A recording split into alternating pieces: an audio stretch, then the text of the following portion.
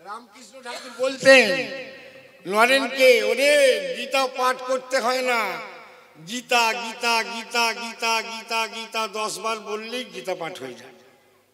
বললো কি করে হয় গুরুদেব? বলে ভালো করে বল, গীতা গীতা গীতা গীতা গীতা গী।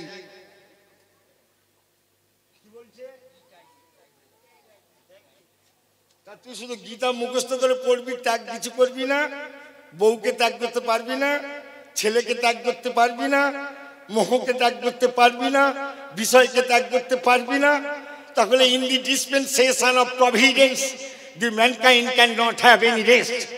তুই তাহলে তুই যা, আমার মায়ার সমুদ্রে পড়ে হাবুডুবু থেকে যা, জীবনে শান্তি পাবি না।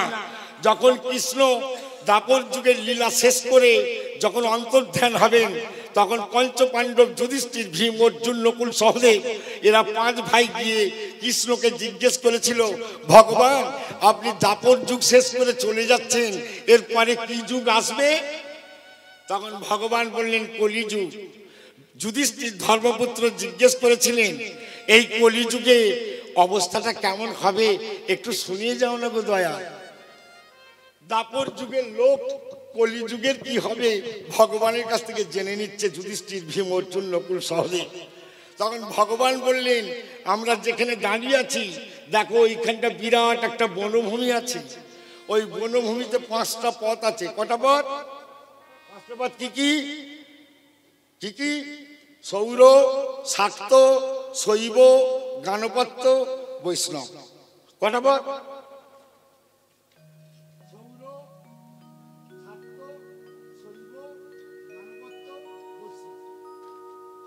যাও এই 5টা রাস্তা দিয়ে 5টা দিকে চলে যাও, এক একজন এক এক দিকে।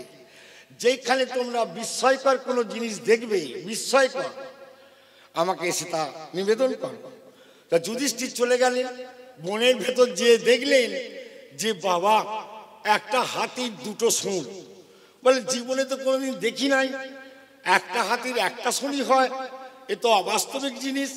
ভগবান কৃষ্ণের কাছে এসে বলল, কৃষ্ণ আমি আজকে একটা অবাস্তবিক জিনিস দেখলাম। বললো কি দেখেছো? না একটা হাতির 2টো শুঁড় দেখলাম। ভগবান বললেন, যুধিষ্ঠির কলিযুগের মানুষের 2টো মুখ হবে, একটা মুখ নয়। এই মুখেই তারা হরে কৃষ্ণ নাম করবে, আবার এই মুখেই মুরগি চিবাবে।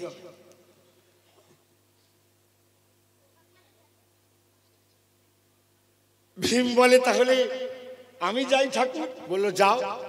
ভীম অন্য পথে গেল, যে দেখলো যে সেখানেতে একটা গাভী তার বাচ্চা মানে বাছুরিকে চাটছে। চাটতে চাটতে চাটতে চাটতে বাছুরির গায়ের লোমগুলো সব চলে গেল, দগদগে ঘায়ের মতো রক্ত পড়ছে। ভীম বলছে, মা হয়ে কি করে একটা ছেলের এত বড় সর্বনাশ করে? দেখি কৃষ্ণকে গিয়ে বলি। ভগবান জিজ্ঞেস করছেন, মধ্যম পাণ্ডব ভীম তুমি যে গেলে তুমি কি দেখলে? বলে দেখলাম একটি গাভী তার বৎসকে ভালোবাসার জন্য চাটতে চাটতে তার গায়ের লোমগুলো উঠে চলে গেল, গাটা দগদগে হয়ে রক্ত বার হচ্ছে। তখন ভগবান কৃষ্ণ বললেন, কলিযুগের মানুষ একটা করে ছেলে নেবে, আর ছেলে যদি মদখোর হয়, মাতাল হয়, তাস খেলে, নোংরা পথে যায়, একটা ছেলে বলে ফেললে যদি মরে যায়। তাই বাছুরির মতন চাটতে চাটতে চাটতে চাটতে বাছুরিকে যেমন গরুটা শেষ করে দিচ্ছে, তেমন বাবা মা নিজের ছেলেকে অন্যায়ের পথে জেনেও সে শেষ করে দিয়ে তবে তার শেষ করবে। এটাই কলিযুগের ইতিহাস। আধার জমিন। দ্বিতীয়, অর্জুন তুমি যাও। কে কে গেল?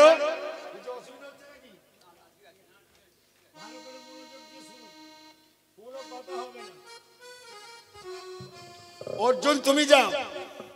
অর্জুন গেল। অর্জুন গিয়ে 3য় পাঠে যে দেখলো যে কি বাবা একটা নদী আছে। ভালো করে শুনছেন? একটা নদী, নদীতে একটা পচা পাঁঠা ভেসে যাচ্ছে, তাতে একটা আমাকে গীতা টিতা দিয়ে আমি গীতা পাওয়ার যোগ্য? আমি কি এমন লোক? গীতা দাও, ভালো লোককে দাও। হ্যাঁ, আমারও তো 3 কুড়ি গিয়ে 4 কুড়ি বয়সের দিকে যাচ্ছে। তা হচ্ছে যে অর্জুন বলল, কৃষ্ণ দেখলাম একটা নদী, নদীতে একটা পাঁঠা পচে গেছে, তার উপরে একটা শকুন বসেছে। বললো বেশ, শকুনটা পাঁঠার মাংস খাচ্ছে, পচা পাঁঠার মাংসটা, কিন্তু গায়েতে বেদের মন্ত্র লেখা আছে, গায়েতে হরে কৃষ্ণ নাম লেখা আছে। বললো কলিযুগের মানুষ ওই রকম তিলক স্মরণ করবে, গলায় মালা পরবে, কিন্তু সব জাল। রাধার মদন মোহ ও গো গিরিধারী অহরহ বংশী চলিতে যে পারি। রাধার মদন মোহ ও গো গিরিধারী অহরহ বংশী ধ্বনি শুনিতে যে পারি। তুমি বিনা কি আর আছে, তুমি বিনা কি আর আছে, বলো গো আমার হাতরে পার করে নিও আমার দয়া। হাতরে পার করে নিও গো আমার দয়াল, হাত ধরে পার করে নিও গো আমার। পিতা মাতা ভগ্নী ভ্রাতা দুদিনের এই দেখা, শেষের দিনে সজন বিনে যেতে হবে একা। পিতা মাতা ভগ্নী ভ্রাতা দুদিনের এই দেখা, শেষের দিনে সজন বিনে যেতে হবে একা। তুমি বিনা কি আর আছে, তুমি বিনা কি আর আছে, বলো গো আমার হাত ধরে পার করে নিও গো উলুধ্বনি দয়া। হাত ধরে পার করে নিও গো আমার দয়াল, হাত ধরে পার করে নিও গো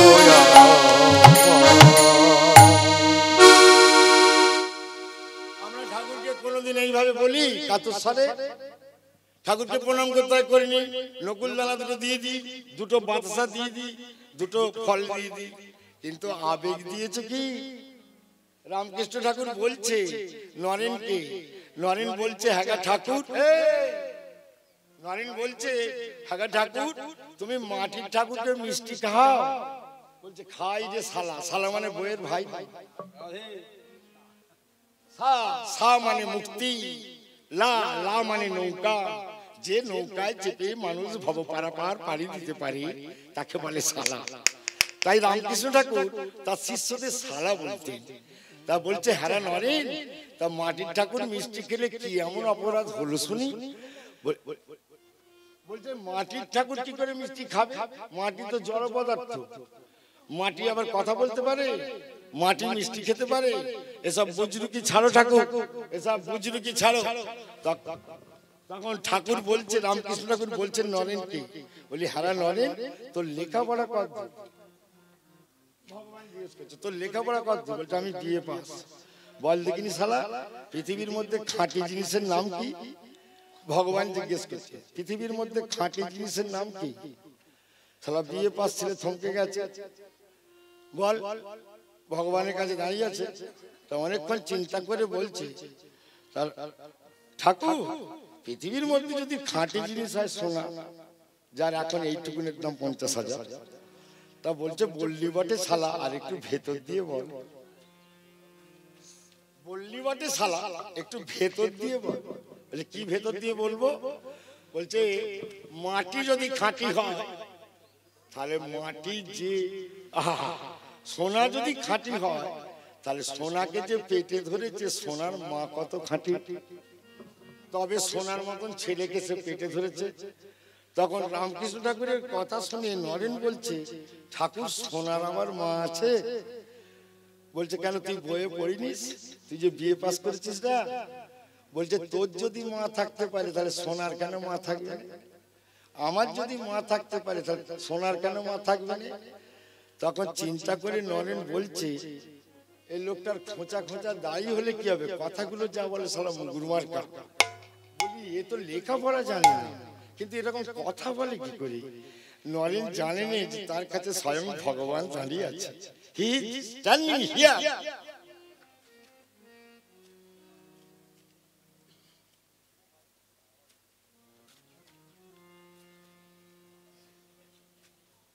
বল বল দেখি ঠাকুর সোনার মায়ের নাম, সোনার মায়ের নাম। বলি এত আপডিটার কি আছে? বিয়ে পাস করেছিস টপ করে বল সোনার মায়ের নাম কি রে শালা? না সোনার মায়ের নাম মাটি। আয় শালা কাছে আয়, কাছে আয়। তাহলে রূপোর মায়ের নাম মাটি, লোহার মায়ের নাম মাটি, তুই যে থালা ভর্তি ভাত খাস ভাতের মায়ের নাম মাটি, তুই যে বস্তা ভর্তি আলু কিনিস আলুর মায়ের নাম মাটি, তুই যে কাপড় পরিস কাপড়ের মায়ের নাম মাটি। all are created from the soil। পৃথিবীর সমস্ত বস্তু মাটি থেকে সৃষ্টি। তুই শালা একটা নারকেল গাছ পুঁতে দিয়ে হাজার নারকেল নিচ্ছিস মাটি থেকে, তুই বলছিস কিনা মাটি জড় পদার্থ। তুই 10 কেজি ধান ছড়িয়ে দিয়েছে 10 বস্তা ধান নিয়ে ঘরে ঢুকেছিস, ওই মাটি না থাকলে 10 বস্তা ধানটা ঢুকতো কোথা থেকে শালা? তাহলে তুই কি করে বললি যে মাটি খাঁটি নয়? তাহলে মাটি না থাকলে তো 10 বস্তা ধান যেতে কি করে? আমাদের হুগলিতে এখন 200 টাকা বস্তা আলু নেবার লোক নেই, সব মাঠে পড়ে আছে। হ্যাঁ 4 বস্তা আলু লাগিয়েছে 80 বস্তা আলু হয়েছে।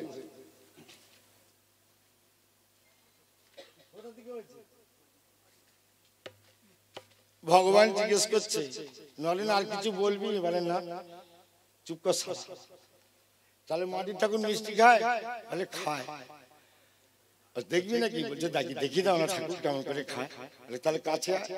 বলে রামকৃষ্ণ ঠাকুরের কাছে নরেন যে বসে ভালো করে মায়ের পায়ের দিকে চেয়ে দেখ, মনের চিন্তা কুচিন্তা গুলো ছেড়ে দে, চরণটা দেখতে দেখতে দেখ দেখিনি চরণে মায়ের আমার কি কি আছে, চরণে কি কি চিহ্ন আছে দেখ দেখিনি। ভালো করে দেখছে আর রামকৃষ্ণ ঠাকুর নিজের দক্ষিণ পাটা বুড়ো আঙুলটা নিয়ে আর নরেনের বুকে চেক করে ঠেকিয়ে দিয়েছে। যা ঠেকিয়ে দিয়ে আ করতে লেগে গেছে। কিরে শালা,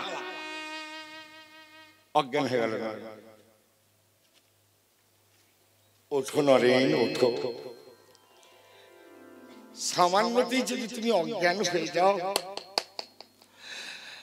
তাহলে ভারতকে সামলাবে কে? পৃথিবীকে সামলাবে কে? আমার বাড়ি কামারপুকুর হুগলি জেলায়, শুধু একটা মানুষ ধরবো বলে আমি দক্ষিণেশ্বর পর্যন্ত জাল পেতেছি, সেই জালেতে তুই ধরা পড়েছিস। সামান্য এইটুকু দিয়েছি তাতেই অজ্ঞান হয়ে গেলি। এখনো যে অনেক দিতে বাকি, এখনো অনেক দেবো।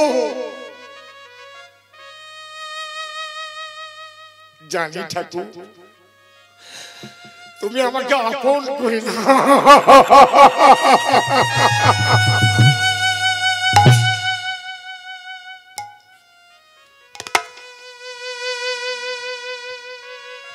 আয় কাছে আয়,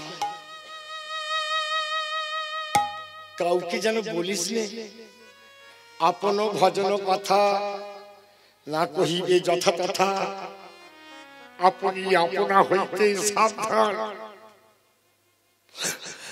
যাইবে দক্ষিণে বলিবে পশ্চিমে, দাঁড়াইবে পূর্ব মুখে। ব্যাংকে টাকা থাকলে যেমন আমরা কাউকে বলি না, তেমনি ভগবানের যদি কেউ কোনো দিব্য লীলার কথা জানতে পেরে যায় তবে সে কথা যেন কাউকে বলা উচিত। ঠাকুর কৃপা করো, কৃপা করো ঠাকুর, কৃপা করো।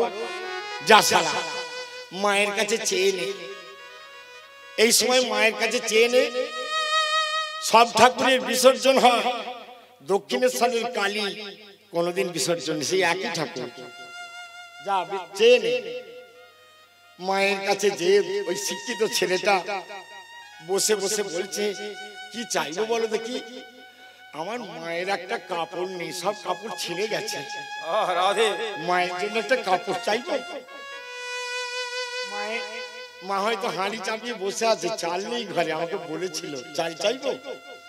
ঠাকুরের কাছে কত কি চাইবার জন্য মনে উদ্রেক হচ্ছে, কিন্তু যখন মায়ের পায়ে দৃষ্টি নিবদ্ধ হয়ে গেল, চাল কাপড় চুপড় চাইতে যখন মনের ইচ্ছা প্রকাশ করবে বলে প্রস্তুত, তখন তার জিভটাকে উল্টে দিয়ে নরেন চাইলো আমাকে জ্ঞান দাও, আমাকে বিবেক দাও, আমাকে বুদ্ধি দাও, আমাকে ভক্তি দাও, যা দিয়ে তোমায় জানতে পারা যায় আমাকে সেই বস্তু দাও, দয়াল সেই বস্তু দাও। উলুধ্বনি বেপছে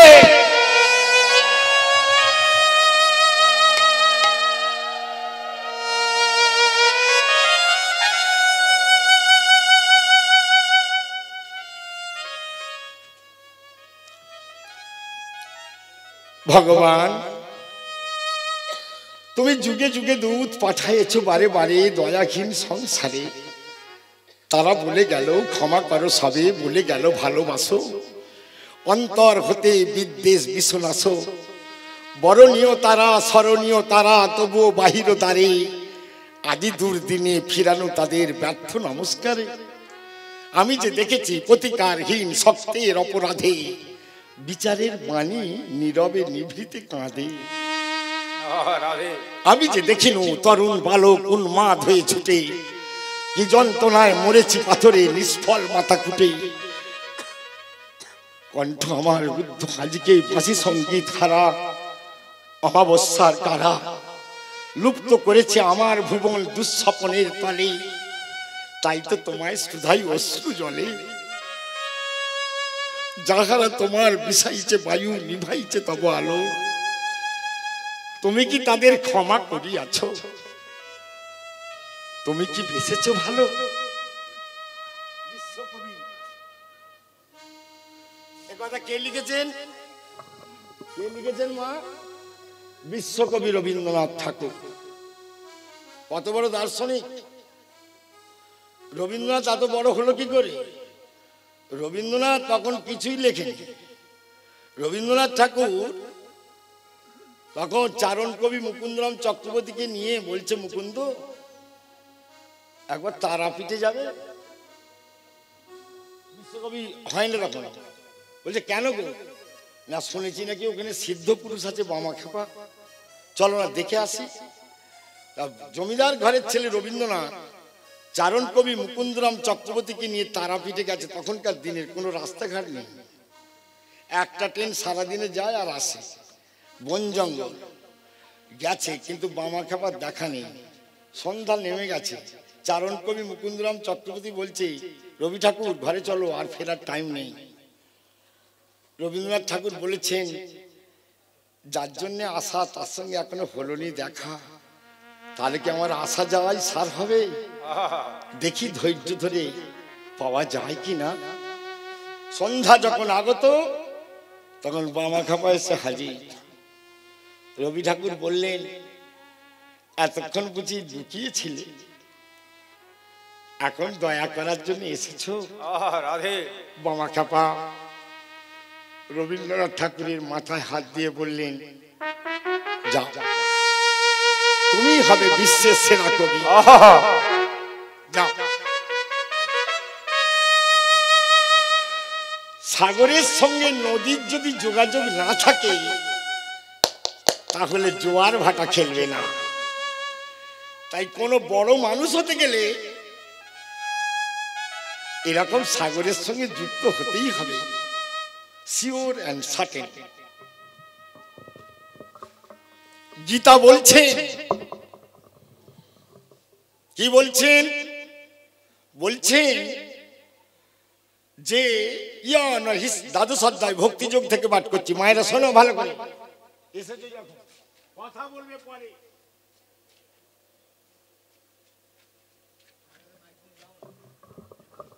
ন হিস্যতি ন দেষ্টি ন সচয়তি ন কাঙ্ক্ষতি শুভাশুভ পরিত্যাগী ভক্তিমান স্বামী প্রিয় ইতি ভক্তিযোগ দ্বাদশ অধ্যায়। মানেটা কি দাঁড়ায়? ন হিস্যতি, যে কোনোদিন হাহা করে হাসে না। ন দেষ্টি, যে কোনোদিন দুঃখ প্রকাশ করে না। ন সচয়তি, যে কোনোদিন অনুশোচনা করে না। ন কাঙ্ক্ষতি, যার কোনো দেহের মধ্যে ভগবান ছাড়া আর কোনো কামনার বস্তু নেই। এই কে কথা বলে? শুভাশুভ পরিত্যাগী, ভগবান ছাড়া আর তার কোনো শুভ অশুভ কিছু নেই। এই রকম যিনি, ভগবান তার সঙ্গে সর্বদাই ব্যতিব্যস্ত। নরেনকে রামকৃষ্ণ ঠাকুর বলছেন, ওরে পৃথিবীতে লেখাপড়া জানা মানুষ ভগবান পেয়েছে, বইয়ে পড়েছিস নাকি? একজনের নাম বলতে পারবি? তার নরেন কি ছাড়বার পাত্র? সে বিবেকানন্দ হয়ে গোটা আমেরিকাকে তোলপাড় করে দিয়ে চলে এসছে। সে বলছে আছে বই কি? তাহলে একজনের নাম বল দেখিনি, কবে পড়েছিস? তা বলছে ওই তো, এই কে কথা বলে ওখানে?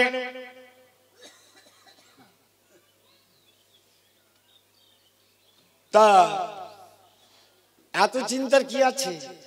আমি বলি শোন, ভগবান বলছে মুসলমানদের হজরতকে চিনিস? ও একদিনে স্কুল যায় না, কোটি কোটি মুসলমান তার জন্য হজ করতে মক্কায় যাচ্ছে, কিন্তু একটা শিক্ষিত মানুষের কথা কেউ শোনবে না। আর শুনবি ইহুদিদের জেসাস ক্রাইস্টের কথা শুনবি? কুমারী মায়ের গর্ভে জন্ম, বেথেলহেম শহরে গোয়াল ঘরে, কোনোদিন স্কুল যায়নি, তার জন্য কোটি কোটি ইহুদি গড বলতে অজ্ঞান। রামকৃষ্ণ ঠাকুর নিজের কথাটা বলেন যে আমি কোনোদিনও স্কুল যাই, তাতে আমেরিকা রাশিয়া পাগলা হয়ে আমার ছবি নিয়ে ঘুরছে।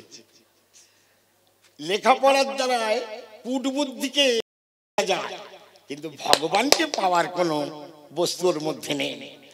ভগবানকে পাওয়ার বস্তু যদি থাকতে হয় তবে সাধুগুরু বৈষ্ণবদের কাছেই রয়েছে জমা, তার নাম হলো ভক্তি।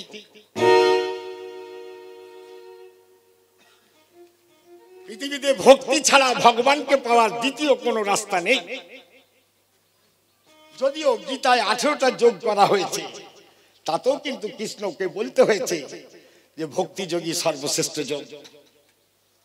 কর্মযোগ আছে, বিষাদ যোগ আছে, গুণত্রয় বিভাগ যোগ আছে, জ্ঞান যোগ আছে, বিজ্ঞান যোগ আছে, কত যোগ। কিন্তু ভক্তির কাছে কি কোনো যোগ হয় গা? ভক্তির কাছে কিছু হয় না। ভক্তি ছাড়া আর কিছু নেই। সেই জন্যই তো কলিযুগে দেবর্ষি নারদ ভক্তি দান করে গেলেন শিবাস ঠাকুর রূপে। ভগবান প্রথম যে কীর্তনের মহড়াটা করেছিল শিবাসের ঘরে, শিবাস বলেছিল ভগবান তুমি আমার ঘরে প্রথম কীর্তন করবে? তা করবো না, তুমি যে আমার ভক্তির যোগ, তুমি যে আমার দাপর যুগে নারদ ঋষি ছিলে গো, তুমি যে আমাকে কত কীর্তন শুনিয়েছো, তাই তো আমি কলি যুগে ভেবেছি আমি তোমারই ঘরে প্রথম কীর্তন আরম্ভ করবো।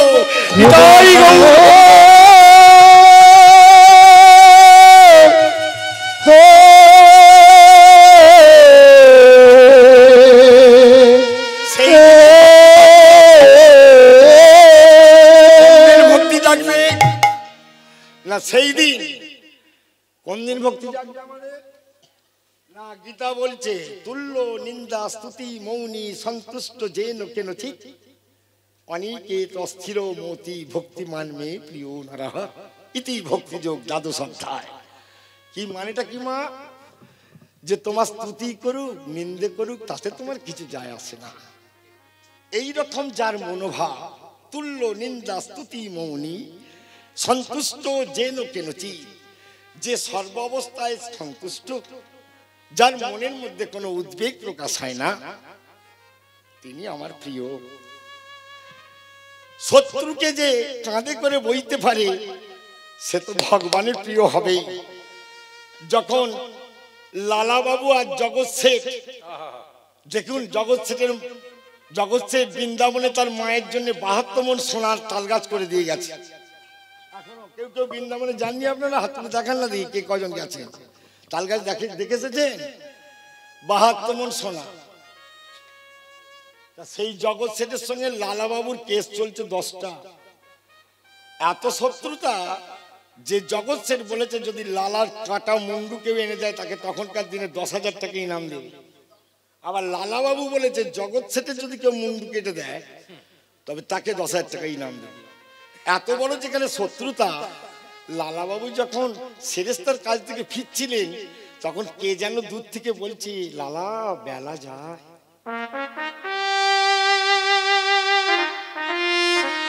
লালা রে, মামলা মকদ্দমা করবার সময় করে নিলি, কিন্তু তোর যে আয়ু সূর্য বসতে চলেছে কবে আমাকে জানবি কবে?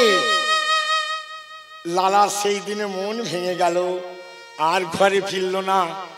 লালা চলে গেল বৃন্দাবন। বৃন্দাবনে যে গুরুদেবের কাছে হাজির।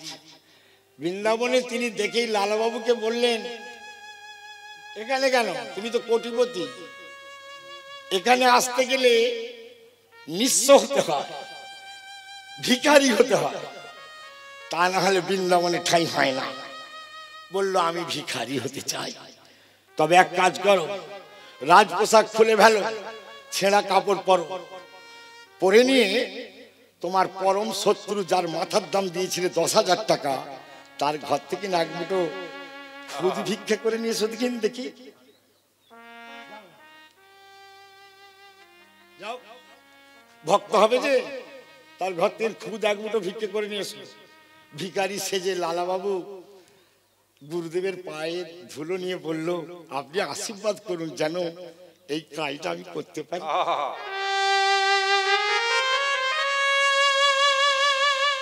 লালা রাজ পোশাক জমিদারি পোশাক ত্যাগ করে ছেঁড়া কাপড় পরে লালা তার পরম শত্রু জগৎ শেঠের সিংহদ্বারে গিয়ে দাঁড়িয়েছে। হাতটা পেতে বলছে, জগৎ রে তুই কোথায়? তোর এক মুঠো চালের কণা পেলে আমার পরমার্থ লাভ হয়ে যাবে লালা, আমার পরমার্থ লাভ হয়ে যাবে। এক মুঠো চালের কণা দে। জগৎ শেঠের বউ জগৎকে বলল, তোমার বন্ধু এসেছে গো, যে মামলা করে, পরম শত্রু। বলছে এসেছে কেন? না ভিক্ষে করতে। লালার কি হলো? কোটি কোটি টাকা একদিনে শেষ হয়ে গেল, সে আমার ঘরে ভিখারি হয়ে এসেছে। যাও গিন্নি যাও, ওই রকম ভিখারি তুমি পাবে না। হিরে মণি মুক্ত জহরত সাজিয়ে একটা প্লেট ভর্তি করে লালাকে ভিক্ষে দিয়েছো। জগতের বউ যখন এক থালায় হিরে মণি মুক্ত নিয়ে লালাকে ভিক্ষে দিতে এসেছে তখন লালা কাঁদতে কাঁদতে বলছে, মা আমি তোমার হাতের এক মুঠো চালের খুদ চাই। জগৎ তখন 3 তলায়। জগৎ ছুটে এসে অত শত্রুতা ছিল সব মুছে গিয়ে লালাকে বুকে জড়িয়ে ধরে বলল, লালা তোকে এই অবস্থা কে করেছে? ওরে লালা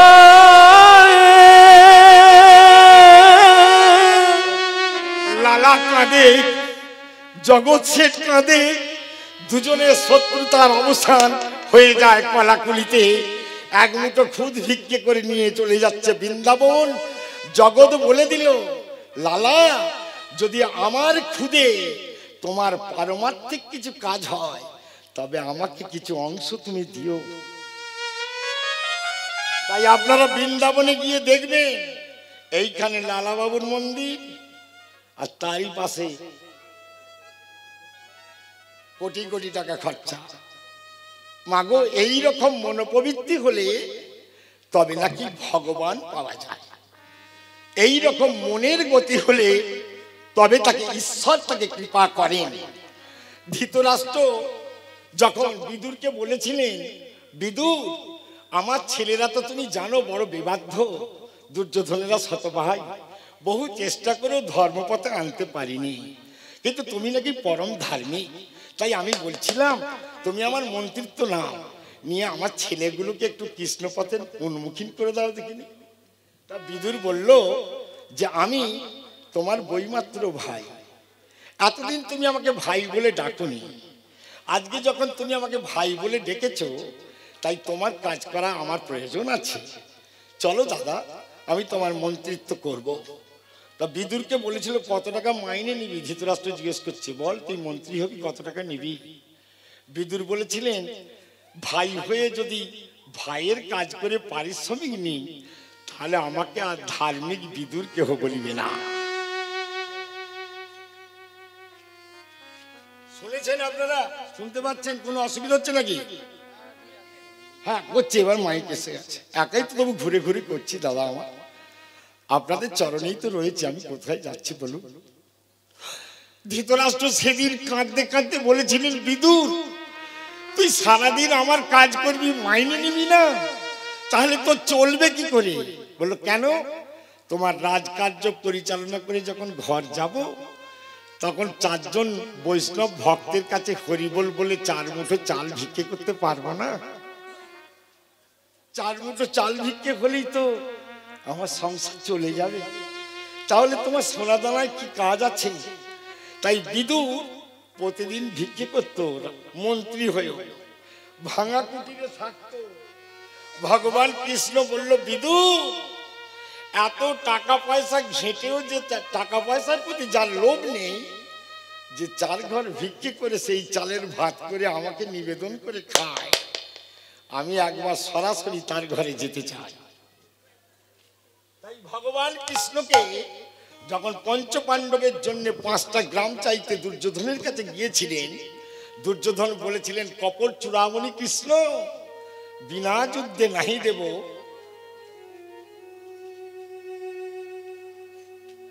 তখন কৃষ্ণ বললেন, তুমি যুদ্ধ চাইছো নাকি? এই দেখো দুর্যোধনই যুদ্ধ চাইল, কেউ চাই না। বিনা যুদ্ধে নাহি দেব সুচাগ্র মেদিনী। গীতা 4th অধ্যায়, ভালো করে শুনুন, ভালো করে কথাগুলো। যে যথা মাং প্রপদ্যন্তে তাং তথৈব ভজমহম মমো বৎমানু বর্তন্তে মনুষ্যা পার্থ সর্বসো কাঙ্ক্ষন্তং কর্মণং সিদ্ধিং যজন্তু ইহ দেবতা ক্ষিপ্রং হি মানুষে লোকে সিদ্ধির ভবতি কর্মজা চাতুর্বর্ণং ময়া সৃষ্টম গুণ কর্ম বিভাগস তস্য কর্তারমপি মাং বিদ্ধ কর্তার অমব্যয়ম ন মাং কর্মাণি লিম্পন্তি ন মে কর্মস্ফলে প্রিয়া ইতি মাং যো অভিজানাতি কর্মভিন সবদ্ধতে ইতি 4th অধ্যায় জ্ঞানযোগ শ্রীমদ্ ভগবদ গীতা। প্রেমানন্দে বদন ভরে একবার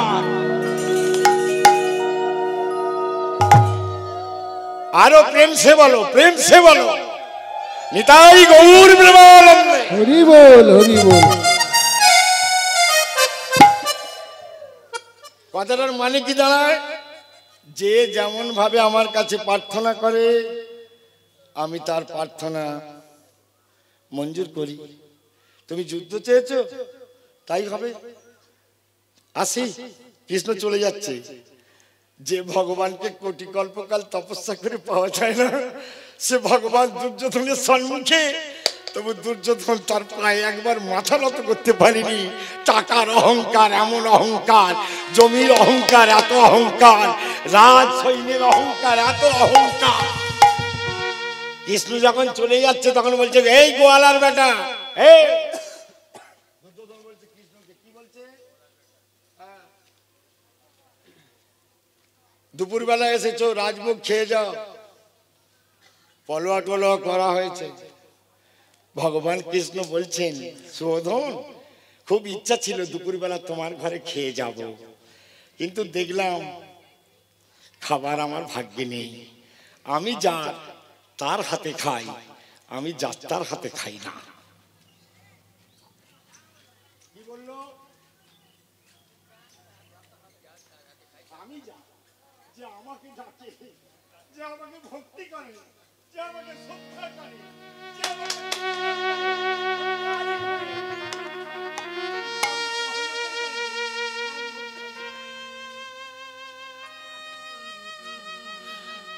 How can get the peace?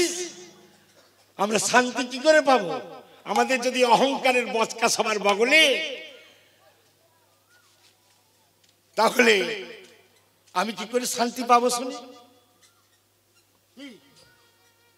কি বাবু, কোনো অসুবিধা হলো নাকি? সবার তো অহংকারের বচকা, আমারও আছে। আমি ধোয়া তুলসী পাতা না। তাহলে ভগবান তো বারবার বলছে অহংকার যার আছে তার কাছে আমি যাব না। তা সেই সময় বিদুরের কথা মনে পড়লো কৃষ্ণ, যে আজকের দুপুরে তোমাদের কখানা করে কাপড়, যার স্বামী মন্ত্রী,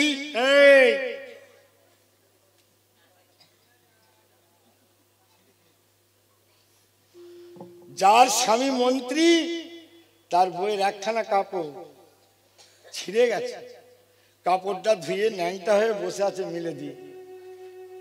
ভগবান কৃষ্ণ যে ডাকছে, মা,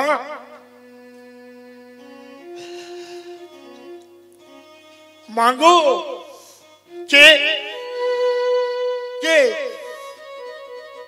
আমি কৃষ্ণ এসেছি মা, কৃষ্ণ। কিন্তু কাপড়টা এমন জায়গায় মেলা আছে,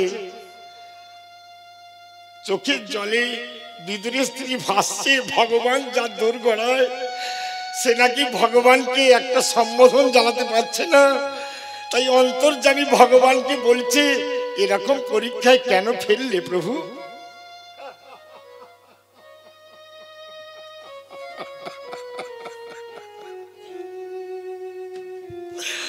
এমন পরীক্ষা তুমি ফেললে কেন?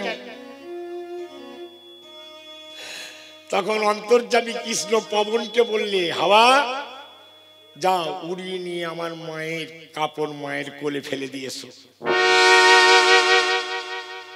কাপড় হাওয়া নিয়ে যায়, ধর্মের বাতাস আপনি নড়ে, ধর্মের কল আপনি নড়ে।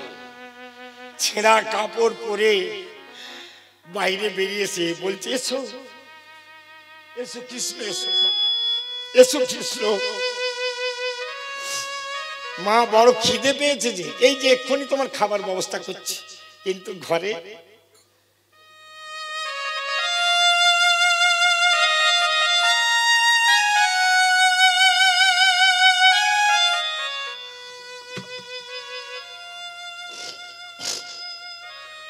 বিদুর ঘরে তখন ছিল না।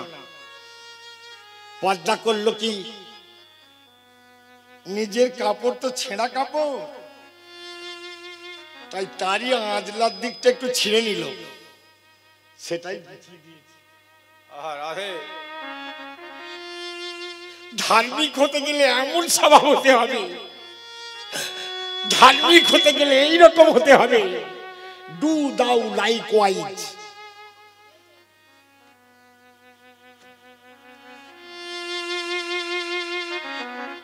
কৃষ্ণ গিয়ে বসলো, মায়ের দিকে তাকিয়ে আছে, যে দুপুর তো ঢলকে যায় গো মা। দুর্যোধনের রাজপ্রসাদ, রাজ সব খাবার ত্যাগ করে এসেছি। এই যে বাবা, এখনই বিদুর একদিন একটা কলা গাছ লাগিয়ে রেখেছিল। কৃষ্ণ বলে কাঁদতে কাঁদতে চোখের জল দিয়ে কলা গাছটা রোপণ করেছিল। বললো, কদলি, আমার জন্য তোকে লাগাইনি, যদি কোনোদিন কোনো সাধু সজ্জন বৈষ্ণব ভগবান আসে, আমার ঘরে তো কিছুই নেই, তারা কি রিক্ত হয়ে ফিরে যাবে? তাই তুই সেই দিন অন্তত তোর ফল দান করে তোর জীবনকে ধন্য করিস। তাই চোখের জলে রোপণ করা কদলী বৃক্ষের কাছে পদ্মা ছুটে গেছে, কদলীকে জড়িয়ে ধরে কেঁদে কেঁদে বলছে, কদলী আজকে তোর জীবন ধন্য করবি নাকি? আজ আমার ঘরে ভগবান এসেছে রে, দে কিছু দিলাম। কদলী দেখলো এইরকম ভালো সুযোগ আর জীবনে আমার হবে না, আমার ফল আর এরকম দিন আসবে না। তাই কদলী সঙ্গে সঙ্গে মোচা ফেলে দিল, কলা ছড়া বেরিয়ে গেল, কলা বড় হয়ে গেল। কৃষ্ণের ইচ্ছায় 1 সেকেন্ডে কলা পরিপুষ্টি হয়ে পরিপক্ক লাভ করল। কদলীগুলো নিয়ে এসে কৃষ্ণকে কোলে করে কলাগুলো ছাড়িয়ে কলার শ্বাসটাকে অনুরাগে ফেলে দিয়েছে। কলার ছোপাটাকে চোখের জল দিয়ে ভিজিয়ে কৃষ্ণের বদনে দিচ্ছে।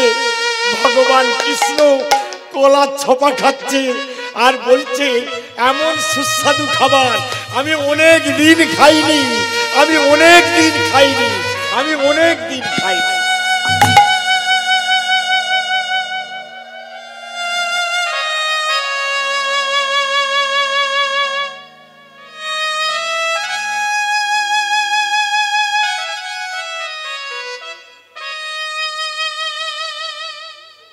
আমি সাদ করে কি কৃষ্ণ ভোজি, এ নামে বড় মধুময়ী। আর সাধ করে কি কৃষ্ণ ভজে, এ নাম বড় মধুময়। আমি সাদ করে কি মাগো কৃষ্ণ ভোজি,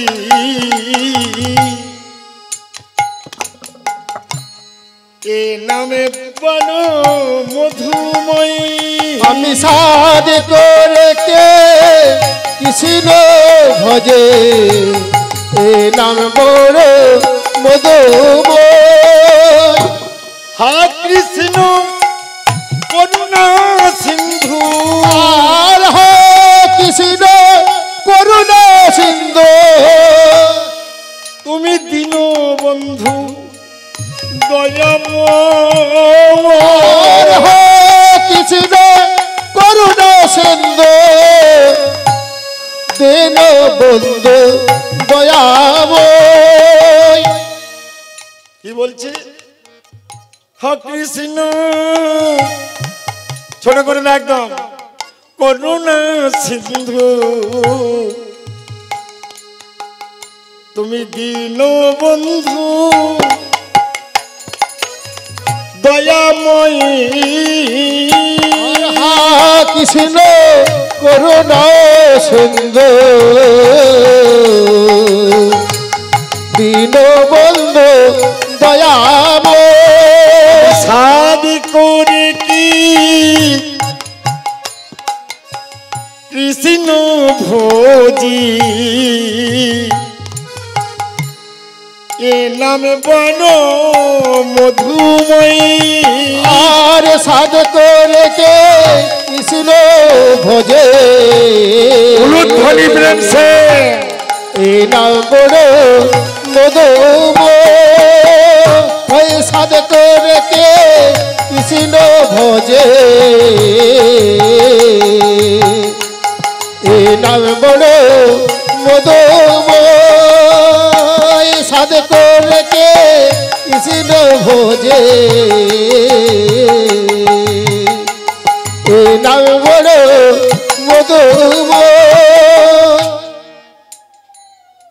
শুধু ওই আপনাদের এখানে হরিনাম হচ্ছে নাকি? কৃষ্ণ নাম 244টা দেশে কৃষ্ণ নাম চলছে, 244টা দেশে। এমনকি মুসলমান রাষ্ট্র পাকিস্তান, বাংলাদেশেও আমাদের কৃষ্ণ ভাবনামত সংঘ আছে, সেখানেও 3 সন্ধ্যা, সেখানেও হরিনাম চলছে। আফ্রিকা, আরব, মিশর, আমেরিকা, রাশিয়া, চীন, Japan, Australia, any other state. কথা হবে না, পয়সা দাও, চুপি চুপি দাও। হা কৃষ্ণ করুণা সিন্ধু তুমি দীন বন্ধু দয়াময়ী আর হা কৃষ্ণ করুণা সিন্ধু দীন বন্ধু দয়াময় সাধি করে কি কৃষ্ণ ভজি এ নামে বড় মধুময় আমি সাধ করে কৃষ্ণ ভজে এই নাম বড় মধুময় ভগবানের নামে কত সুখ। এই যে মা তুণ্ডে তাণ্ডবিনী, ভালো করে শোনো, বিদগ্ধ মাধব থেকে পাঠ হচ্ছে। বিদগ্ধ মাধব কি বলে? তুণ্ডে তাণ্ডবিনী বিতনুতে তুণ্ডা বলি লব্ধায়ে কর্ণক্র করম বিনী কর্ণবুধে ভোস্পিহান চেত প্রাঙ্গণ সঙ্গিনী সর্বেন্দ্রিয়ানাং কৃতিং ন জানে জনিতা কিয়োদ্ভীরই অমৃত কৃষ্ণেতি বর্ণদ্বয়ী। এই কৃষ্ণ, এই দুটো কথার মধ্যে যে কত কোটি মন অমৃত ঢালা আছে, এটা রূপ গোস্বামী বলছে। যদি কারো শুদ্ধ জিবা থাকে, শুদ্ধ জিবা বোঝেন? শুদ্ধ জিবা যে জিভায় কোনোদিন কেউ মিথ্যে কথা বলে না, যে জিভায় কোনোদিন সে লোভের বশবর্তী হয়ে কৃষ্ণকে না নিবেদন করে খায় না, যে জিভা স্বার্থের খাতিরে কোনোদিন কোনো কারো বস্তুকে লোভ করে না, তবে তার জিভা শুদ্ধ হয়।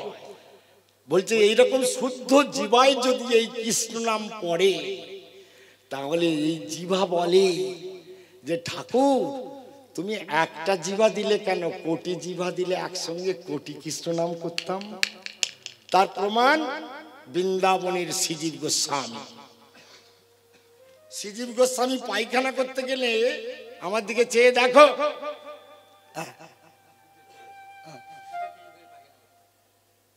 দুটো কাঠরিয়া মেয়ে কাঠ কাটতে গেছে, তখন বনে বাজারেই তো পায়খানা করতে হতো।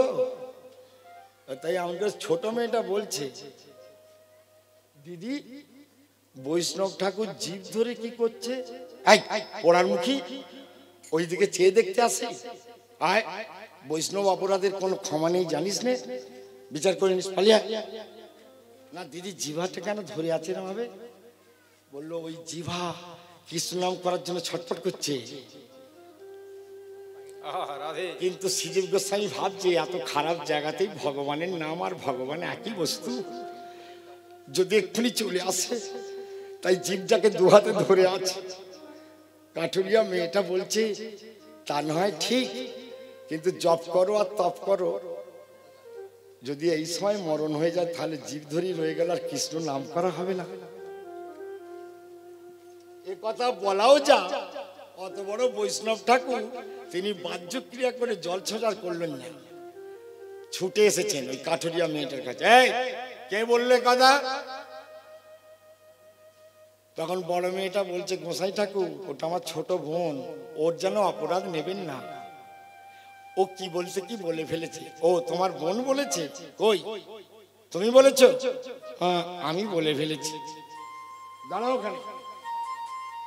এইটুকুন কাঠুরিয়া মেয়ে দাঁড়িয়ে আছে, আর অত বড় বৃন্দাবনের বৈষ্ণব, যার কথায় কোটি কোটি বৈষ্ণব চালিত হয়, তিনি ওই মেয়েটার পা দুটোকে বুকে জড়িয়ে ধরে কাঁদতে কাঁদতে বললেন, যে জ্ঞানটা পেতে আমার আরো কোটি বছর লাগতো, তুমি কাঠুরিয়া মেয়ে সেজে আমাকে সে জ্ঞান দান করেছো, তাই তুমি আজ আমার কাছে জ্ঞান দায়নি মা, তোমার পায়ের ধুলো আমার মাথায় দাও। এই অহংকার শূন্য।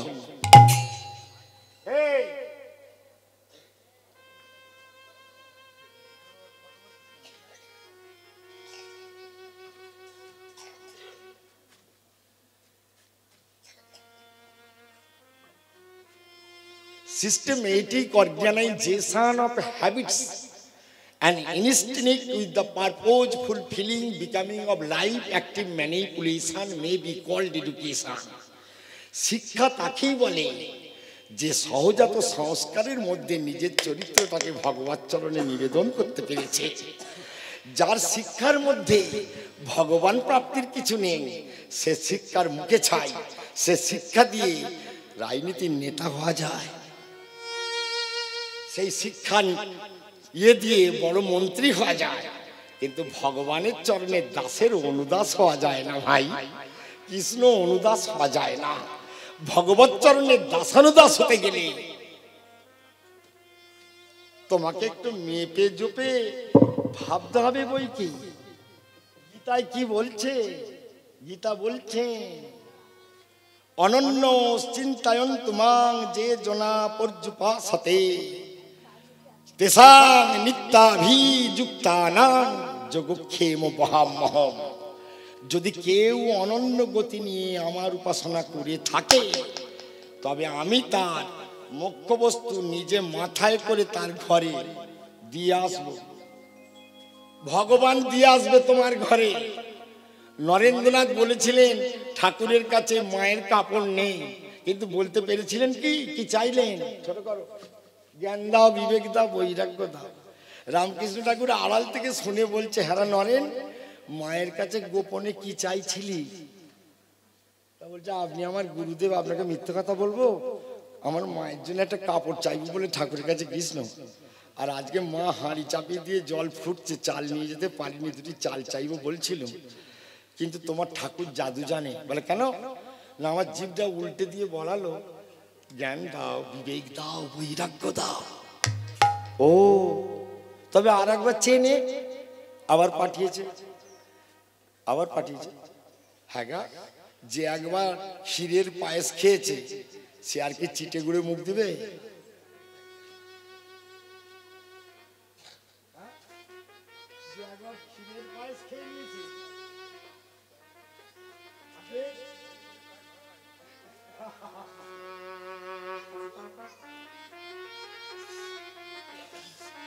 আবার একই কথা, same like as a point. আমায় জ্ঞান দাও, বিবেক দাও, বৈরাগ্য দাও। রামকৃষ্ণ ঠাকুর বলছেন, শালা মুখে বলে এক আর অন্তর বলে এক। তৃতীয়বার পাঠালেন একই কথা। তখন রামকৃষ্ণ ঠাকুর বলছেন, ওরে সমুদ্রের কাছে গিয়ে যদি তুই এক ঘটি জল চাস, তবে কি সমুদ্র তোকে এক ঘটি জল দিতে পারবে না? তুই শালা সমুদ্রের কাছে যে এক ঘটি জল চাইবি কেন? তার চেয়ে সমুদ্রের তলাতে হিরে মণিমুক্ত জহরত আছে, ওটা চেয়ে নে। ও লোনা জল নিয়ে কিছু হবে না, সংসারের বিষয় সম্পত্তি নিয়ে কিছু হবে না। হ্যাঁ, আমার এই আপনাদের আশেপাশে আমার ছেলে ওই 1.5 লক্ষ টাকার মতন, 1,20,000 টাকার মতন মাইনে পায়। তা অনেক দূরে থাকে, তো একটাই ছেলে, ছোট করে। তা আমি তাকে জিজ্ঞেস করলাম যে অনেক পরে পরে দেখা হয়, 7 মাস 8 মাস ছাড়া। তা বলি, হ্যাঁ, তাই এসি ঘরে বসিস, বডিগার্ড থাকে, বাইরে যাস, কিন্তু বডিগার্ড থাকার পরেও ইন্দিরা গান্ধীকে ঝেড়ে দিয়েছিল জানিস, গড়গড় গড়গড় করে। তা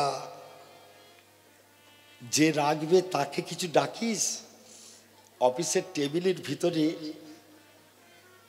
তোর যাকে মনে হয় সেই ঠাকুরটা বসিয়ে রাখিস, তাকে অন্তত একটা ধূপ দিস। কারণ তুই আর আমি 700 মাইল দূরে আছি, তোর কিছু হলে আমি কিছুই করিতে পারিব না। ভগবানের চরণে আশ্রয় নিয়ে থাকিস।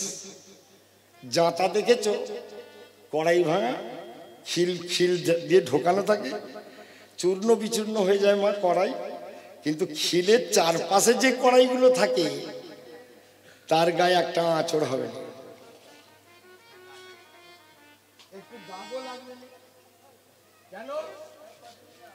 না আশ্রয় লইয়া ভজে তাহে কৃষ্ণ নাহি তজে, আর সব মরে অকারণ। নিতাই গৌর প্রেমানন্দে, হরি বল, হরি বল। একবার প্রেম সে উলুধ্বনি দাও মায়েরা।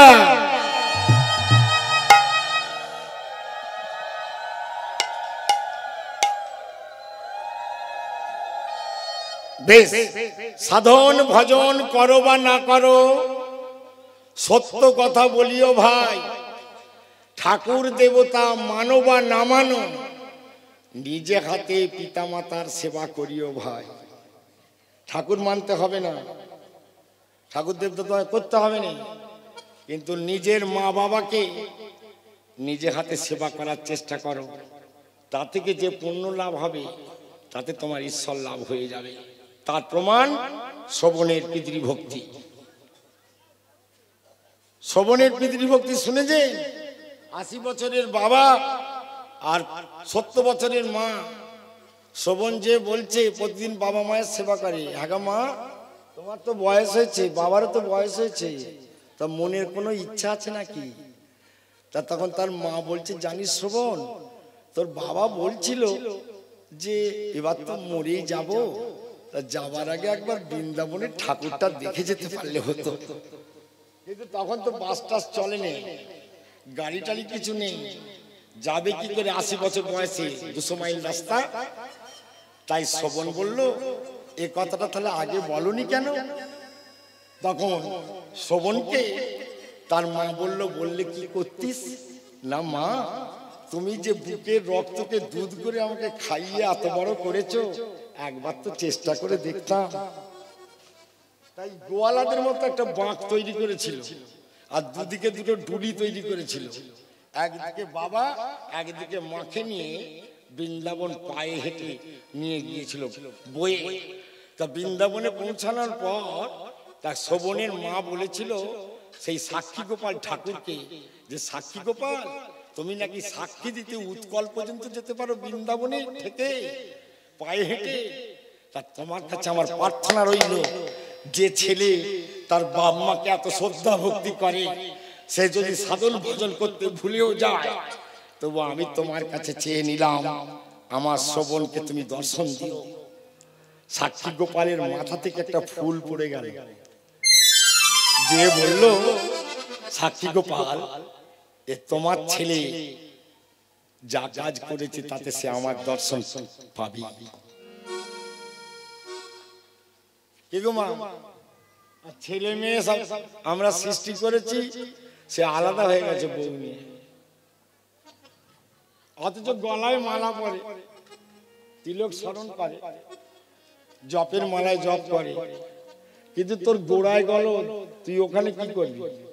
তোর প্রাইমারি স্কুল ফেল, হাই স্কুলে ছুটি করছিস। হ্যাঁ, তাই আমার দিকে চেয়ে দেখো মা, সাধনে ভজন করো বা না করো, ছোট করো, সাধন ভজনের প্রয়োজন নেই, শুধু সত্য কথাটি বলতে থাকো। মহাত্মা গান্ধী তিনি স্কুলের জীবনে পাঠ করতে করতে তার মুসলমান একটা বন্ধু ছিল, খুব ব্রিলিয়ান্ট, তার সঙ্গে বন্ধুত্ব ছিল বাপুজি। এত বন্ধুত্ব হয়ে গেছে যে মুসলমানের ছেলেটি এক টুকরো গোমাংস মহাত্মাজিকে খাইয়ে দিয়েছিল। শুনেছেন? ভালো করে আমার দিকে চেয়ে দেখো। তা কনৌজি ব্রাহ্মণ মহাত্মাজি, তা মহাত্মা গান্ধী এই কাজটা করার পর ঘরে এসে কাঁদছে কোণে বসে। মহাত্মা গান্ধীর বাবা জিজ্ঞেস করছে, বাপুজি আজ তুমি ঘরের কোণে কাঁদো কেন? তবে কি স্কুলে পড়াশোনা করনি? তবে কি মাস্টার বকেছে? তবে কি তোমার বন্ধুরা কেউ কিছু বলেছে? তবে কি হয়েছে তোমার? বাবার পা দুটো জড়িয়ে ধরে বলল, আজকে বিভ্রম বশত আমার